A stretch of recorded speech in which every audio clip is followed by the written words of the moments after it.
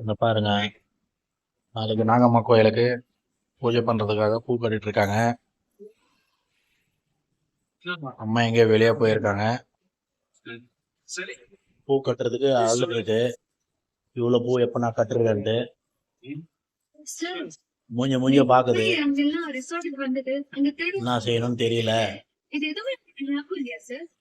எனக்கு சொல்லுது தூக்கம் வர பத்துக்கு லேட் ஆகுது, தூக்கம் பத்தாது மாத்தாடும் புலம்பிட்டு இருக்கு. ஏதாவது பேசு.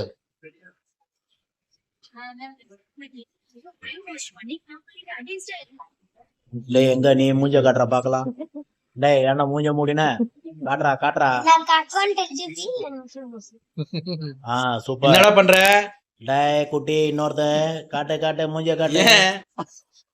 காட்டுறா.